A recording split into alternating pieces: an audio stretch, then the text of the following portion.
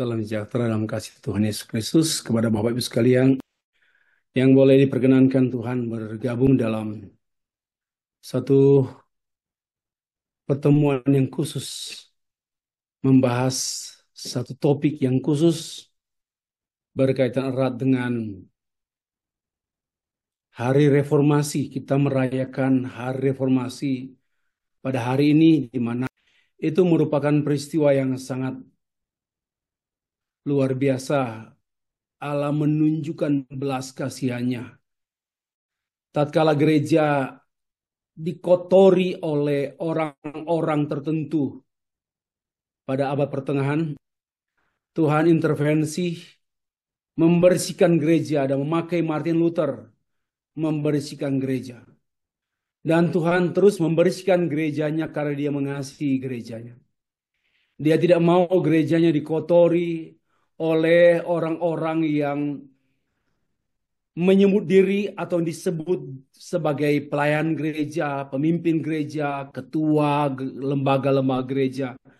Namun dengan kehidupan dan pemikiran yang kotor, Tuhan terus membersihkan gerejanya pada abad pertama, 2, abad 16 reformasi, dan sekarang Tuhan terus membersihkan gerejanya.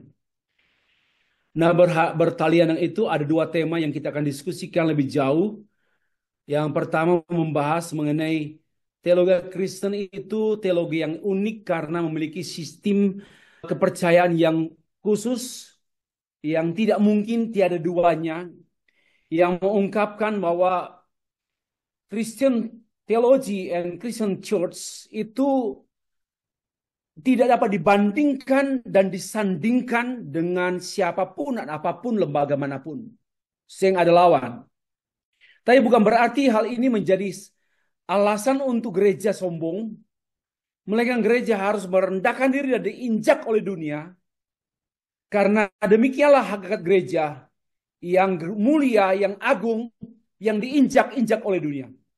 Tapi takkan pernah mati. Itulah gereja Yesus Kristus. Dan kita bersyukur untuk hal itu. Topik kedua kita membahas mengenai teologi reform sebagai induk, sebagai ibu dari semua teologi gereja-gereja sedunia, khususnya gereja Protestan. Bahkan bagi saya sebenarnya gereja Katolik itu pun ada mengandung reformnya. Karena reformnya bukan pada abad 17. Reformnya itu sejak abad 1, abad 2 gereja.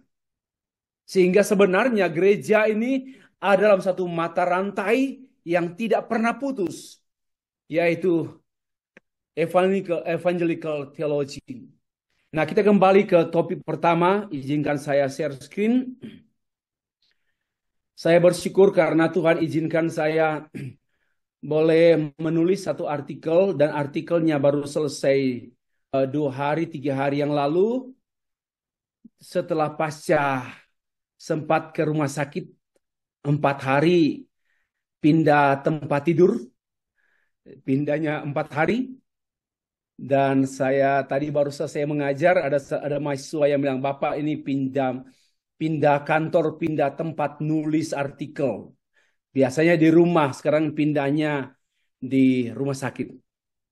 Ya, bersyukur karena Tuhan intervensi. Sebenarnya saya gentar oleh karena pokok doa saya tiap-tiap hari ini bagaimana kesehatan saya bisa mempresentasikan dan bisa menyelesaikan satu artikel. Bersyukur bisa selesai pasca 2 minggu lalu lebih. Saya bisa menulis ini, nanti diterbitkan di jurnal, dan ini yang nanti dipresentasikan secara highlight pada pertemuan. Ini artikelnya. Saya pertama membahas, nanti saya kemukakan dulu. Oke. Sekarang kita ke materi PPT yang saya siapkan. Saya share screen dulu. Ya, oke. Sekarang kita membahas apa yang saya tulis, yakni sesi pertama. Saya tadi berpikir karena alur acara kita itu reformasi, memang ada baiknya sesi kedua dulu yang dipresentasikan. Tapi tak apa, saya kembali kepada keputusan semula, sesi pertama. Teologi Kristen sebagai suatu sistem berpikir logis teologis. Lalu kita menjawab pertanyaan, apakah studi banding agama? Apakah dialog agama-agama? Dialog lintas agama? Dialog antar agama itu mungkin enggak? Sudah berlangsung sekian abad. Orang membuat studi banding agama Islam, Hindu, Buddha, Kristen, Konghucu, Shinto, dibuat studi banding dan itu melekat erat di dunia akademis. Bahkan mendialogkan, apakah mungkin, saya kembali mempertanyakan, apakah mungkin dialog antar agama Islam, Hindu, Buddha, Kristen, apa itu mungkin terjadi? Nah inilah yang menjadi fokus saya. Setelah membahas mengenai sistem berpikir logis teologis, saya baru memberikan putusan dan saya pikir keputusan saya ini bisa mengganggu dunia. Oke. Hari ini tanggal 31 Oktober 2024. Saya awali dengan pendahuluan. Biasanya pendahuluan itu ada yang ideal dan ada yang faktual. Bahwa secara eksistensial memang nampaknya agama Kristen dengan agama-agama yang ada di dunia ini memiliki banyak kesamaan. Ya betul lah secara common grace. Memang materi ini akan menyita perhatian Bapak Ibu, menyita energi tidak biasanya karena ini perlu nggak memerlukan kecerdasan tetapi memerlukan konsentrasi karena kita mau maju.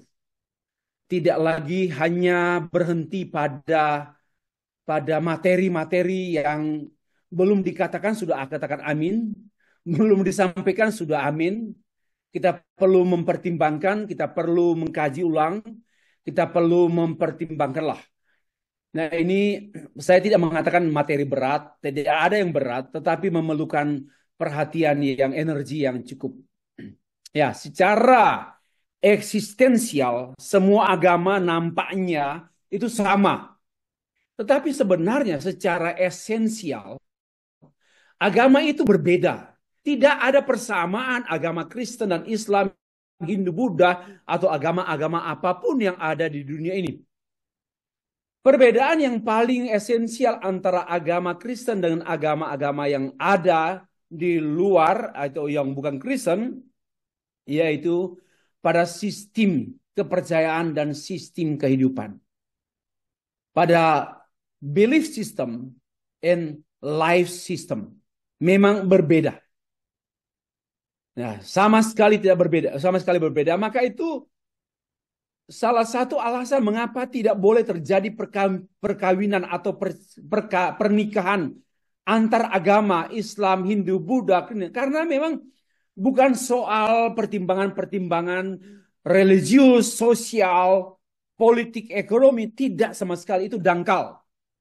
Tidak boleh ada pernikahan antara Kristen dengan agama lain karena secara esensi memang nggak mungkin pertemuan antara Kristen dengan belief system Kristen dengan belief system agama lain. Saya analogikan seperti dua binatang yang berbeda.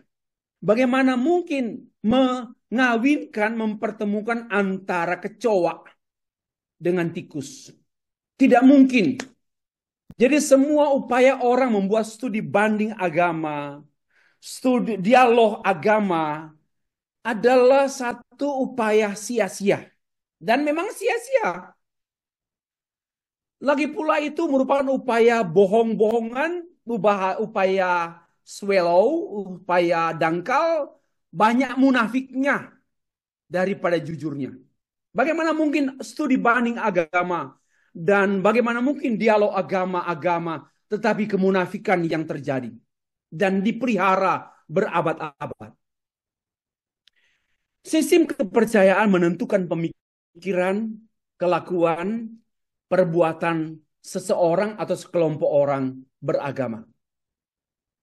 Jadi kalau kita melihat orang berdoa ada agama Hindu, Buddha, Islam, Kristen berdoa, sepertinya nampaknya sama, tunduk, berlutut, lalu sujud.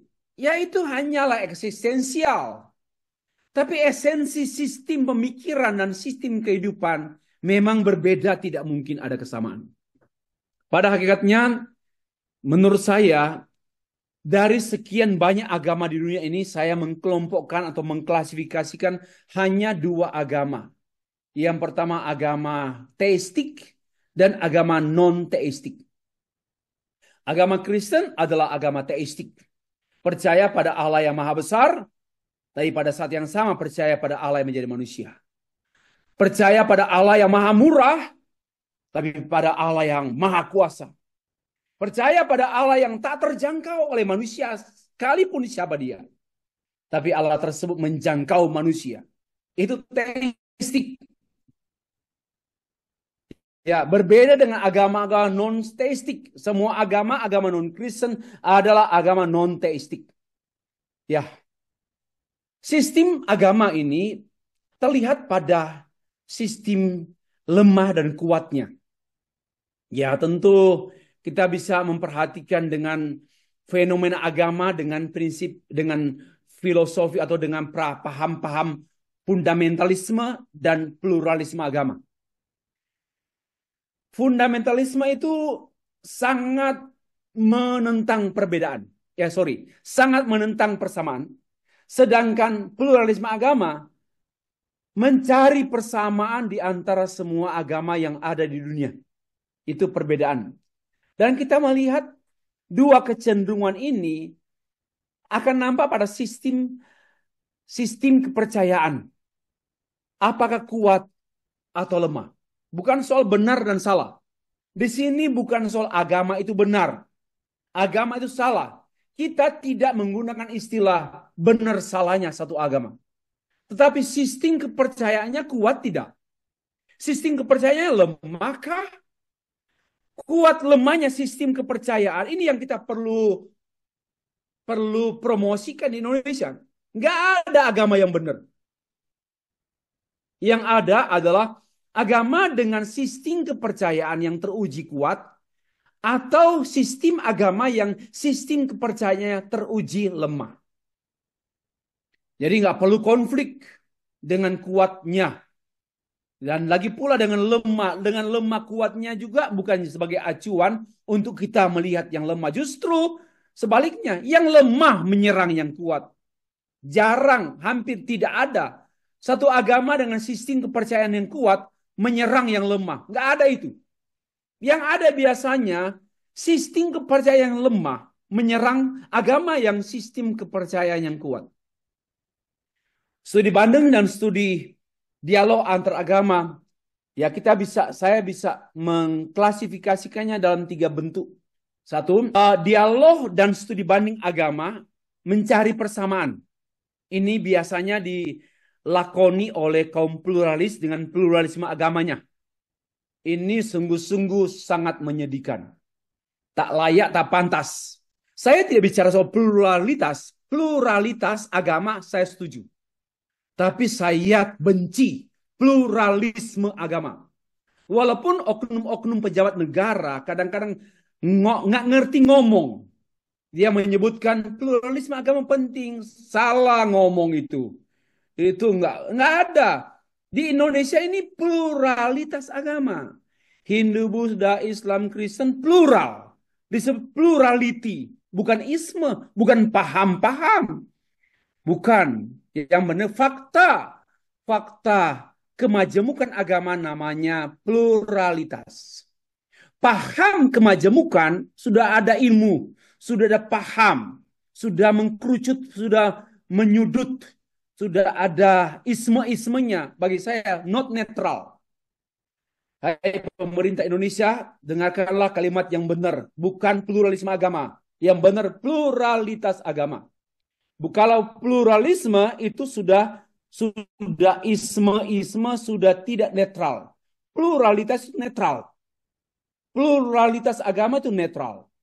Sedangkan pluralisme sudah tidak netral. Pada hakikatnya sebenarnya Pluralisme agama, anti agama. Dengar baik-baik. Pluralisme agama sesungguhnya anti agama. Agama. Nggak ngerti ngomong anti agama. Baca buku banyak. Dua, ada kelompok dialog dan studi agama, studi banding agama dan dialog agama untuk memperjelas perbedaan. Kristen, Islam berbeda jelas.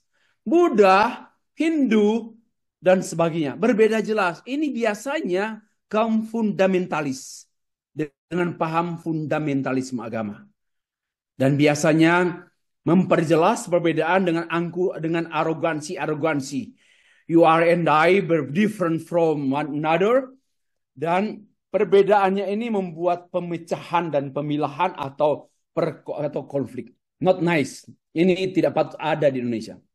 Yang patut ada di Indonesia yang ketiga. Berbeda. Nggak ada kesamaan. Tapi menghargai perbedaan. Inilah yang ketiga.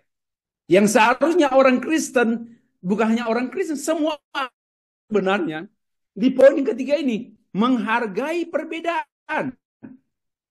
Dan disinilah sistem kepercayaan kuat. Kita tak terganggu mencari kesamaan atau memperjelas perbedaan. Tak perlu. Itu tidak perlu. Itu pekerjaan orang sia-sia. Ya, pekerjaan orang bodoh. Tapi pekerjaan orang cerdas, orang pandai, orang terhormat, yaitu orang yang menghargai perbedaan. Suami istri itu berbeda. Suami istri nggak perlu disamakan. Nggak perlu dibeda-bedakan juga. Satu pasang suami istri berbeda, maka jelas menghargai suami, menghargai istri. Di mana ada penghargaan terhadap kesamaan? Di mana ada penghargaan terhadap perbedaan? Yang ada menghargai perbedaan. Selanjutnya, pluralisme dan fundamentalisme agama sesungguhnya tidak pernah menghasilkan studi banding agama dan tidak pernah menghasilkan studi dialog lintas agama dengan sepenuhnya dan sejujurnya. Justru yang terjadi apa? Pencampur adukan agama, religious syncretism. Saya pikir Islam tidak boleh, Hindu, Buddha, Kristen tidak boleh mencampurkan ajaran-ajarannya dengan apapun ajaran agama lain dan juga dengan budaya, filsafat, apapun. Nggak boleh ada religious syncretism. Yang terjadi sekarang ini, yang terjadi ya religious syncretism, juga terjadi religious singularism. Yang terjadi singularism, ketunggalan agama. Itu yang diperjuangkan oleh pluralisme agama, ketunggalan agama. Dan hal ini sedang diperjuangkan oleh PBB. PBB sedang memperjuangkan satu agama, religious singularism. Yang ketiga terjadi religious hypocrisy, yaitu kemunafikan agama. Saya katakan tadi, fundamentalisme agama, dan juga pluralisme agama, dengan membangun dialog, studi banding, hanya menghasilkan kemunafikan beragama yang sudah terpelihara berabad-abad di dunia ini. Yang ketiga, yang keempat, apa yang terjadi dengan studi banding agama? Agama kok dibanding-bandingkan? Lucu loh. Agama kok dibanding-bandingkan kayak anak kecil. Agama kok dibanding-bandingkan primitif. Orang primitif itu membanding-bandingkan agama. Itu primitif. Ya, dengar baik-baik. Jadi studi banding agama adalah studi primitif. Termasuk dialog lintas agama, dialog agama itu studi primitif. Maka itu nggak ada kemajuan selama berabad-abad dengan dialog agama. Ya karena juga memang hal ini sebenarnya mengungkapkan religious shallowness, yaitu satu agama kulit, agama hanya menyentuh permukaan luar. Yang didialogkan nggak ada bicara tentang Allah, Roh Kudus, Alkitab, firman Allah, kecuali debat. Yang didialogkan hal-hal yang bisa diterima oleh lain. Mencari persamaan-persamaan. Kita berasal dari keturunan sama, yaitu dari Abraham. Kita ini, itu semua shallowness. Itu semua dangkal. Itu semua ngambang. Itu semua hanya di kulit, hanya tipu-tipu. Yang kelima, hal ini studi banding agama dan juga dengan dialog lintas agama menghasilkan cenderung kepada blasphemy atau penghujatan agama. Ya, agama A menghujat agama B. Agama C menghujat agama A. Dan saling hujat. Dan itu tumbuh subur pada era reformasi, pada era demokrasi. Dan yang terakhir, religious persecution. Yang terjadi ya penganiayaan atas nama Tuhan. Penganiayaan atas nama God, Lord, Allah, Dewa. Penganiayaan atas nama ajaran agama. Bagi saya agama seperti apa seperti ini? Yang membunuh orang karena izin Allah, karena kehendak Allah. Allah kok dijadikan tameng untuk membunuh? Agama primitif ini. Agama yang membunuh, agama yang menggunakan agama untuk melakukan tindakan-tindakan yang tidak berperik kemanusiaan adalah agama primitif. Religious syncretism, secularism yang tadi saya sebut 5-6 itu sebenarnya memang kenapa demikian? Karena perbedaan sistem kepercayaan. Sistem kepercayaan yang kuat tidak takut dengan mayoritas. Sistem kepercayaan yang kuat tidak takut dengan studi banding, dialog agama, dan ujaran kebencian serta penganiayaan. Karena sistemnya kuat. Bukan pada bangunannya, organisasinya, tapi pada sistem berpikir orang percaya. Sistem berpikir itu nampak pada sistem kehidupan yang kuat, yang sehat. Perbedaan sistem kepercayaan bukan hanya antar agama, melainkan juga antar denominasi gereja. Sering dan terus terjadi perdebatan teologis antar para teolog Kristen. Karena itu juga menyangkut sistem kepercayaan teologis berbeda. Sistem kepercayaan teologi yang kuat pasti bertahan, sedangkan sistem kepercayaan yang lemah berubah-ubah terus. Coba perhatikan ya. Kalau kita perhatikan di Indonesia, teologi yang berubah-ubah itu mengungkapkan kelemahan teologi tersebut. Teologi yang bertahan seperti Martin Luther, teologi reformasi, teologi reform, teologi yang tidak berubah-ubah. Ada orang yang mencap diri, mengklaim diri reform tapi melenceng kemudian karena memang bukan reform. Reform pasti bertahan sampai akhir. Reform pasti bertahan sampai akhir. Yang tidak bertahan sampai akhir ya memang karena bukan reform. Yang berubah-ubah seperti dispensasional, berkali-kali ubah pandangan ini berubah, berapa dispenser. Karena memang inkonsisten. Kenapa inkonsisten? Karena memang lemah sistem kepercayaan teologis. Belum menemukan kajian mengenai sistem kepercayaan sebagai acuan terhadap studi banding. Karena itulah tujuan tulisan saya ini. Temuan dan pembahasan.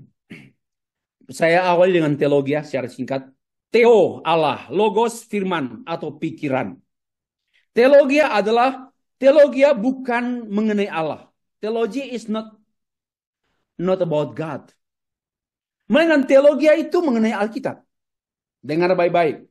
Teologi selama ini saya dengar orang bicara teologi itu Allah, tentang Allah. Betul. Tapi sebenarnya yang tepat itu, teologi itu mengenai Alkitab. Firman Allah, pikiran Allah.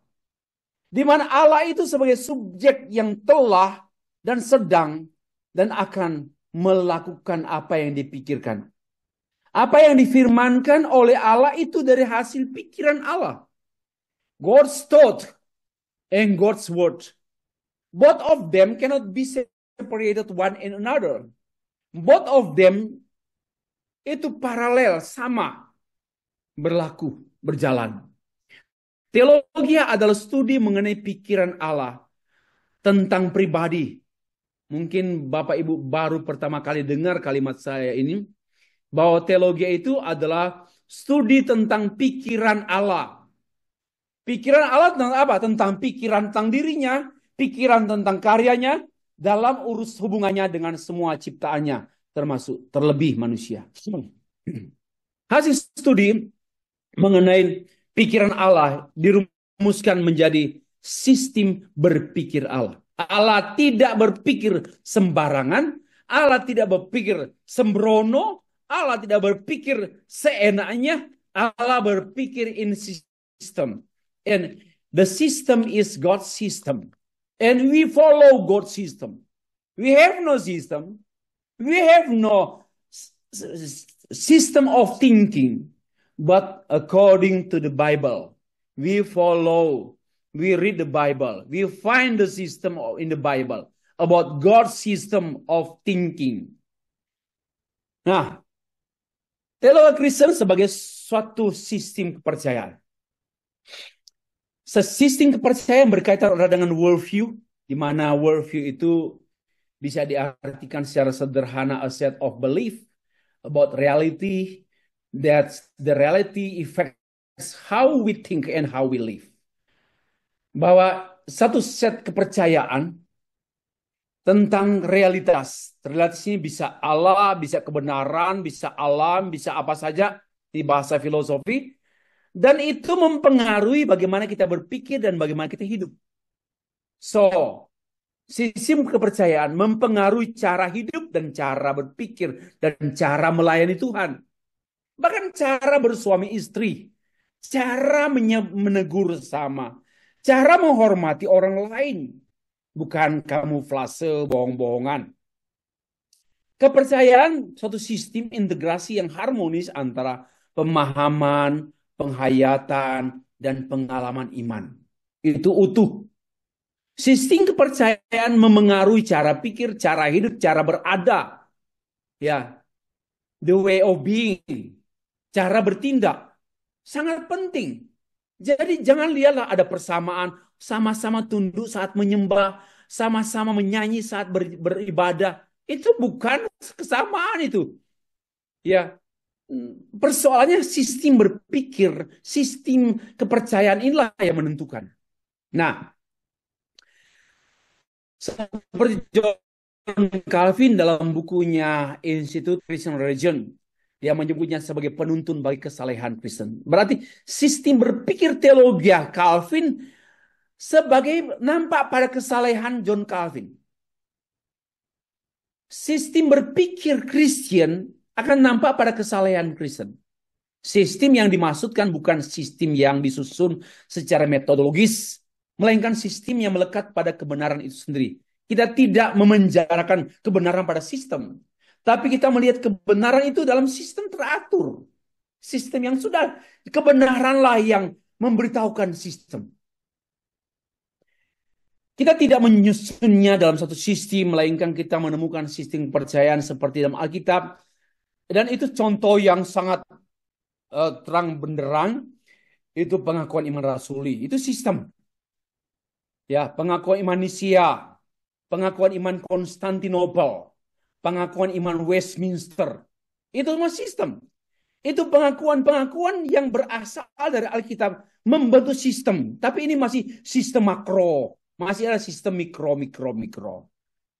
Nah, sistem kepercayaan Kristen dibangun di atas dasar dan bertolak dari penyataan Allah yang khusus, yaitu Alkitab, dan bertujuan pada arah dan penggenapan yang jelas dan pasti, yaitu inkarnasi, kedatangan Kristus yang pertama, dan kedatangan Kristus yang kedua kali. Ini sistem yang seluruh Alkitab itu satu sistem. Dan maka itu orang yang tidak belajar teologi, nak mengerti Alkitab. Dengar baik-baik. Kita ini belajar teologi itu belajar sistemnya. Orang yang tidak belajar teologi, bagaimana mungkin mengerti Alkitab? Bohong-bohong. Atau hanya fotokopi. Karena Alkitab hanya dapat dimengerti oleh teologi. Enggak mungkin oleh sosiologi. Masa kita mengerti Alkitab dengan psikologi, politik, teologi, tetapi hanya dengan teologi. We read the Bible according to our mind who controlled by theology. Nah, selanjutnya, pentingnya suatu sistem. Mengapa orang Kristen tidak mampu menjawab semua pertanyaan orang non-Kristen? Why? Orang ditanya, mengapa bingung-bingung lagi? Mengapa orang Kristen ditanya melengak-melengok atau diam-diam saja? Diam itu emas. Mengapa orang Kristen berubah pandangan teologianya?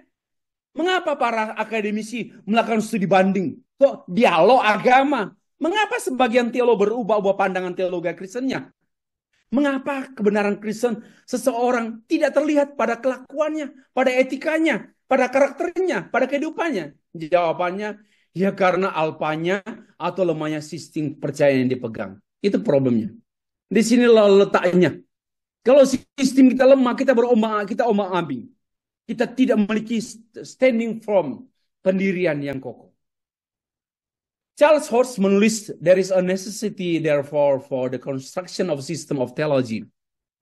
Ya, ada satu keharusan mengkonstruksi sistem teologi.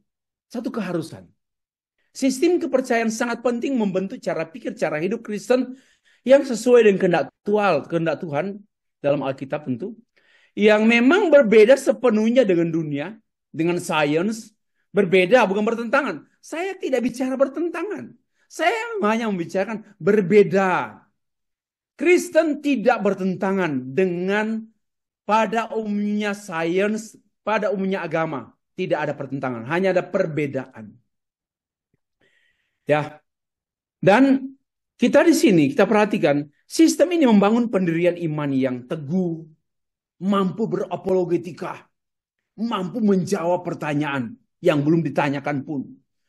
Ya, tapi juga mampu menjaga gereja dari pengaruh sistem-sistem yang lain. Mengapa orang pelimpang? Mengapa hari ini bergereja, besok berapa-apa? Mengapa orang berubah-ubah? Kenapa? Karena not system. Karena tidak ada sistem. Mengapa orang hari ini menggebu-gebu melayani Tuhan? Selanjutnya diam, kecewa. Kenapa? Masih liar, belum dalam sistem. Mengapa orang teologinya berubah-ubah? Hari ini A, B, besok B, C. Mengapa berubah-ubah? Kenapa? Karena tidak ada sistem. Biasanya di luar sistem itu kacau. Dan tidak mampu menjawab pertanyaan-pertanyaan yang utama khususnya. Sistem kepercayaan yang benar pasti akan jatuh dengan sendirinya. Yang tidak benar, sorry. Sedangkan sistem kepercayaan pastilah konsisten, pastilah koheren, nggak ada pertentangan, nggak ada keanehan, nggak ada kelucuan. Kebenaran yang disampaikan itu nggak ada yang lucunya, nggak ada yang pincangnya, yang nggak ada yang sebelah mata, semuanya utuh. Ya, Alkitab menyediakan sistem kepercayaan. Para ahli menemukan sistem itu, yang you are adalah expert. Para ahli yang temukan dan berabad-abad. Jangan bilang saya nggak mau teologi ini, nggak mau teologi ini. Saya punya teologi sendiri. Teologi bodoh. Kita harus menghargai orang yang dipakai Tuhan selama 20 abad. Tuhan menyingkapkan kebenarannya sampai tersistem. Alkitab sendiri adalah sesuai dengan sistem berpikir Allah. Dan Allah itu konsisten dengan firman-Nya, dengan perkataan dan kehendaknya koheren. Nggak ada pertentangan dalam Alkitab. Semua koresponden, komprehensif. Semuanya integratif. Dari Kejadian sampai Wahyu, Matius, Markus, Lukas, Wahyu, Kejadian, Keluaran, semuanya koheren. Semuanya koresponden. Semuanya konsisten. Itulah kebenaran teologis. Poin yang ketiga, keempat. Teologia lebih lagi. Tadi teologia sebagai sistem kepercayaan. Lebih lagi. Teologia sebagai sistem kepercayaan logis teologis. Teologia tidak dapat dipisahkan dengan logika. Karena teologia memiliki dimensi logika. Tidak mungkin orang gila berteologia. Dan tidak mungkin orang gila berkhotbah. Kecuali gila-gilaan berkhotbah. Tidak mungkin orang gila berdoa. Yang berdoa orang berteologia. Allah menaruh hukum-hukumnya dalam pikiran dan menuliskannya dalam hati. Ibrani 8 ayat 10. Pada waktu saya menulis 5 hari yang lalu bagian ini, memang bacaan saya pada kitab Ibrani. Tepat pada Ibrani 8 ayat 10. Wow, Allah menaruh hukum-hukumnya pada pikiran. Pasti logis, pasti konsisten, pasti tidak ada pertentangan di dalamnya. Sekalipun logika adalah suatu bagian dari filsafat, namun saya katakan juga science and teologi juga memiliki dimensi analitis dan logis. Pasti memiliki. Tapi bukan satu-satunya. Dengar baik-baik. Kalau di science, logika itu satu-satunya. Tapi di teologi ya, logika itu hanya salah satu. Dengar baik-baik ya. Jangan dosa bertanya yang gampang-gampang. Tidak usah bertanya yang gampang-gampang. Logika, enggak. Dengar baik-baik. Bahwa logika itu dalam teologi hanya salah satu. Tapi logika dalam sains satu-satunya, bahkan parameter. Jadi enggak, perhatikan. Sebagaimana dalam ilmu pengetahuan dikenal dengan logika deduktif, induktif, demikian pula dalam teologi ada teologi induktif, teologi deduktif. Teologi induktif itu adalah teologi terapan, apply teologi. Sedangkan teologi murni itu teologi deduktif. Itulah biblical study. Ya, kalau teologi terapan kan khotbah, misi, pendidikan itu induktif logik. Oke, jadi akrablah dengan teologi, dengan sains, enggak usah aneh-aneh. Pada satu sisi Alkitab ditulis dalam bahasa yang melampaui logika, hukum-hukum logika, karena wahyu Allah yang supernatural. Tapi di sisi lain, Alkitab ditulis dalam bahasa logis. Bahasa logis. Saya bilang Alkitab itu enggak logis.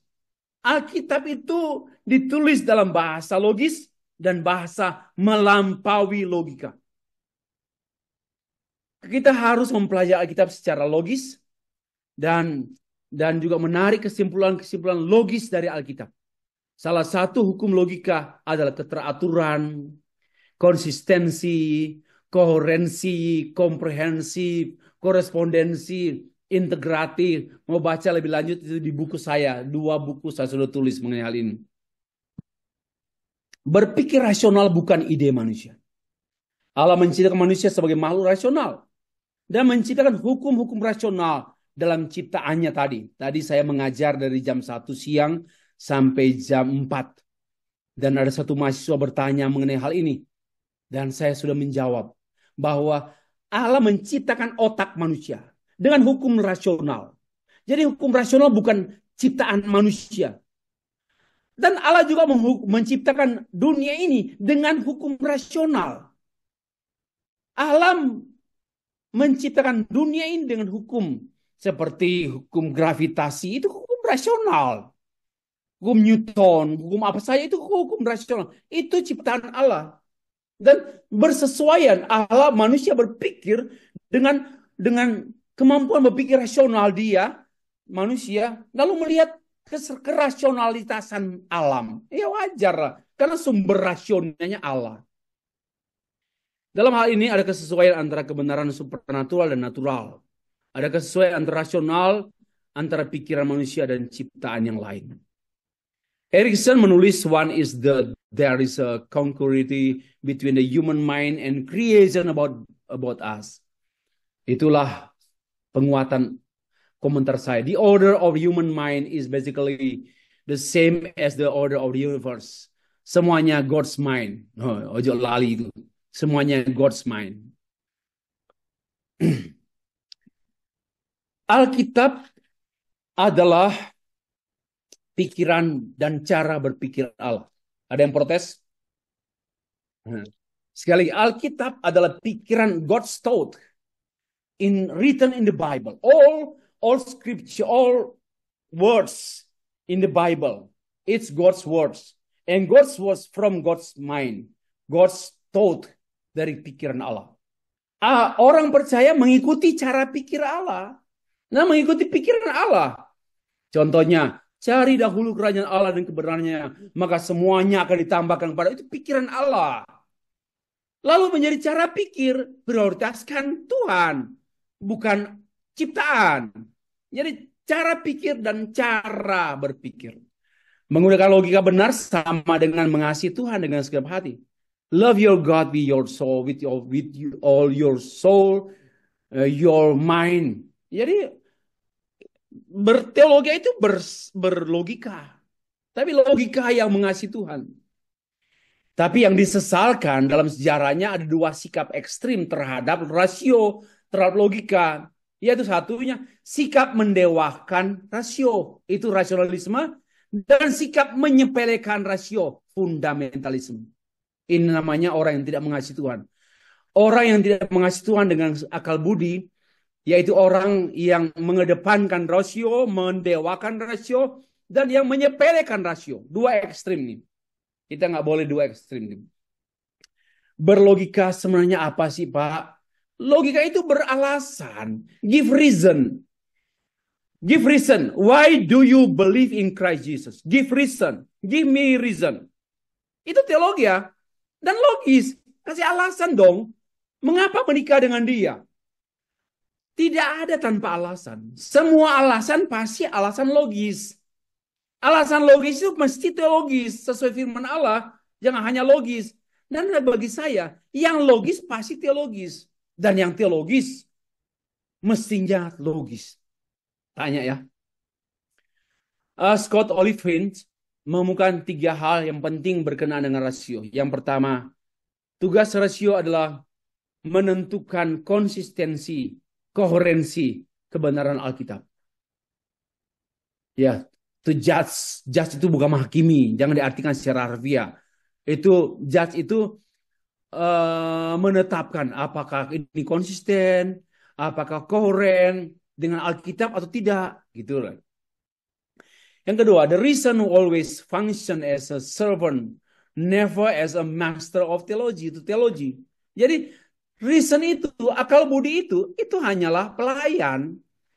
Dia tidak pernah menjadi tuan. Is not the master of theology. Dia hanya tuan, dia hanya tools.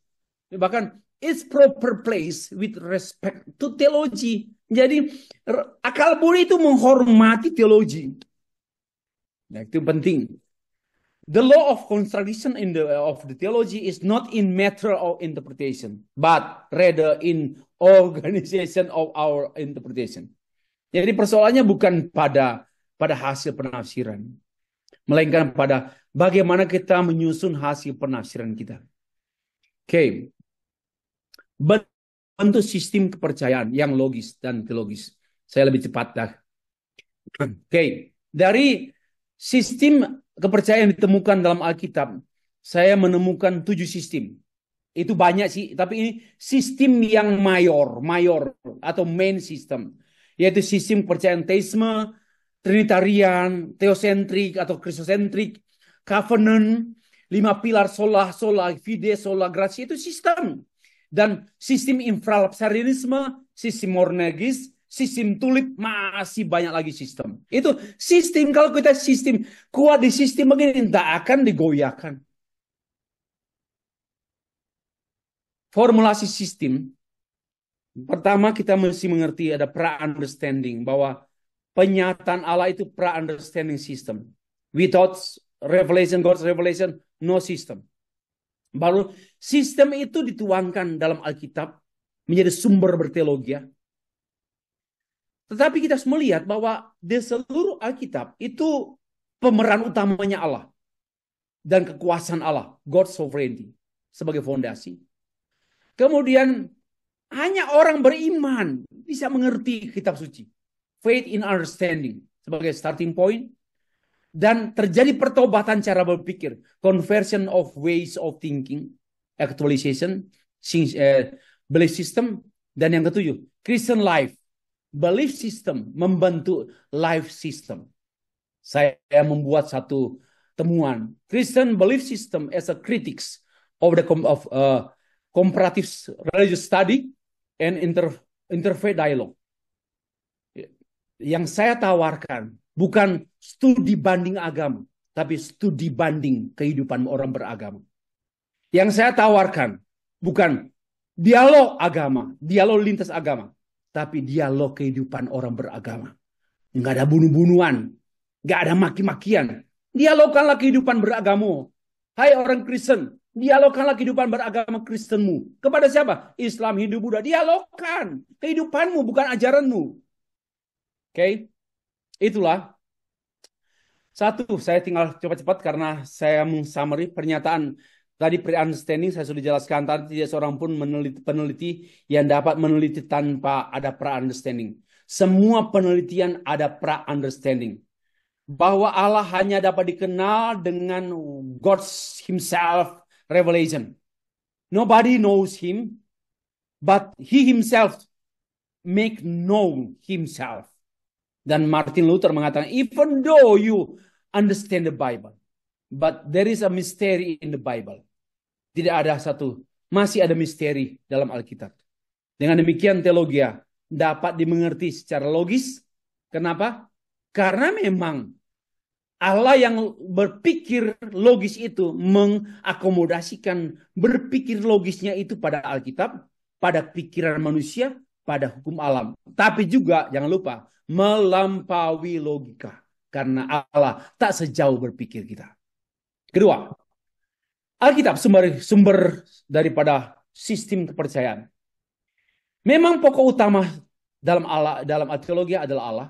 Allah sebagai subjek predikat teologi, namun semuanya bersumber dari Alkitab. Alkitab adalah pikiran Allah dan cara pikir yang difirmankan sehingga kita mengenal Dia dan memahami apa yang dipikirkannya. Tuhan tidak berpikir sembarangan, melainkan berpikir terpola, tersistem. Dan pikiran kita, hidup kita mengikuti pola pikir Allah dan sistem kehidupan yang Allah kehendaki. Kedaulatan Allah sebagai landasan sistem kepercayaan. Seluruh Alkitab menyatakan Allah yang berdaulat, tidak dipengaruhi oleh, tidak tunduk pada apapun. Itu namanya kedaulatan Allah. Tidak ada Allah yang pelin-pelan, Allah berubah dan sebagainya. Kasihnya, keadilannya, kekudusannya berdaulat. Kebaikannya berdaulat. Keadilannya berdaulat. Bisa ditanya lagi lebih jauh. Saya tidak mau uraikan. Penciptaannya berdaulat. Pemilihannya berdaulat. Penebusannya berdaulat. Penyelamatannya. Semuanya kata kunci dalam Alkitab yaitu Allah yang berdaulat. Bukan Allah yang tak berdaulat. Seluruh Alkitab kata kuncinya Allah yang berdaulat. Karya Allah yang berdaulat. Nggak pernah gagal. Allah tak pernah gagal. Karena dia berdaulat. Yang keempat. Iman kepada pengertian sebagai titik berangkat. Iman adalah titik berangkat seorang mengerti Tuhan. Mengenal Tuhan. Memahami kehendaknya. Dalam Alkitab. Fides quaerens intellectum. Pengertian tidak menghasilkan iman. Pengertian tidak pernah menghasilkan iman. Tetapi iman menghasilkan pengertian. Karena itu saya membaca Ibrani 11 ayat 3. Ini saya senang sekali. Kami beriman. Jadi ada kalimat. Karena iman kita mengerti. Saya sangat bersyukur di saat menulisan. Saya sedang membaca kitab Ibrani. Karena iman. Because of the faith I understand. Because without faith nobody understand it. Dan iman itu karena anugerah Allah. Ditolak bertentangan dengan semua hukum sains murni, semua agama non-wahyu. 5. Pertobatan cara pikir. Aktualisasi sistem berpikir. Kata Paulus dalam Roma pasal 12. Pertobatan metamorfose dari kata dasar metamorfo. To transform. Dalam konteks orang telah percaya. Ini bukan mengubah orang yang belum percaya. Beda. Jadi metamorfose itu untuk orang yang telah percaya dalam konteks. Pertobatan perubahan cara pikir, metamorfose berhubungan dengan T, anaikozen. Artinya apa? Pertobatan berpikirnya itu loh. Yang berubah bukan kelakuannya, bukan berhenti merokok, berhenti ganggu cewek-cewek gitu. Itu orang bodoh itu. Nggak berubah cara pikir. Berhenti berhutang, berhenti nipu sana, salah. Boleh melarang lah, tetapi stres lah dia nggak punya kekuatan. Tapi berubahlah cara pikir. Dan cara pikir ini diubah oleh Allah. Itu pertobatan. Perubahan cara pikir ini adalah cara pikir yang dikuasai oleh pola pikir dari pola pikir dunia yang jahat kepada pola pikir Allah. Telematoteo. Telematoteo. Itu pola pikir Allah dari cara pikir dunia. 6. Kehidupan Kristen dibentuk oleh sistem kepercayaan. Selanjutnya teologi, pertobatan cara berpikir terlihat pada cara hidup. Sistem kepercayaan membentuk cara hidup. R.C. Sproul menulis bahwa kehidupan yang benar adalah keluar dari pemikiran yang benar. Maka itu orang yang berkata, nggak perlu doktrin-doktrin. Yang penting kelakuan baik. Orang gila kau. Orang tidak mengerti itu. Nggak mungkin kita baik tanpa ada dasar baik. Mengapa saya berkata sarkastis seperti ini? Saya sudah capek dengar penatua, pena muda, diakon. Nggak usah berteologi Pak Pendeta. Yang penting baik-baik. Bagaimana jadi baik? Kalau nggak ada landasannya, nggak ada polanya. Maka saya marah sekali dengan penipuan-penipuan para penatua yang nggak belajar teologi. Tidak ada cara hidup yang baik tanpa cara pikir yang baik. Saya marah itu sangat marah dengan kebodohan. Penatua kok bodoh. Gak bisa. Memang saya tahu spirit postmodernisme itu pada masa ini tumbuh subur yang mengatakan tidak perlu kebenaran, yang penting kebaikan. Ngawur. Nggak ada kebaikan tanpa kebenaran. Okay? Rasul Paulus mengatakan pembenaran oleh iman dalam pasal 1 sampai 11 Roma, kitab Roma. Lalu dalam kitab Roma 12 ayat 12 pasal 12 sampai 16 kehidupan benar orang beriman. Antara pembenaran oleh iman dan kehidupan benar oleh iman tak bisa dipisahkan. Sistem kepercayaan membentuk sistem kehidupan. Mengasihi Tuhan, mengasihi sesama, mengasihi diri sendiri. Itu semua sistem. Ya, jika mengasihi Tuhan, mengenal Tuhan, ya makanya mengenal sesama, mengenal diri sendiri. Menghormati Tuhan, pasti menghormati sesama, menghormati diri sendiri. Itu sudah pasti begitu, itu sistem. Nah, akhirnya sistem kepercayaan logis-teologis membentuk satu kehidupan logis-teologis seperti sistem kepercayaan ini, yaitu sistem membentuk seperti saya sudah jelaskan, sola, 5 sola itu sola scriptura, sola gratia. Satu semua sola ini Kristen. Dan memang ditegaskan oleh Reform. Reform hanya menegaskan ulang. Nggak ada yang baru yang Reform sampaikan. Hanya menegaskan ulang apa yang Alkitab dan yang dibuang oleh gereja.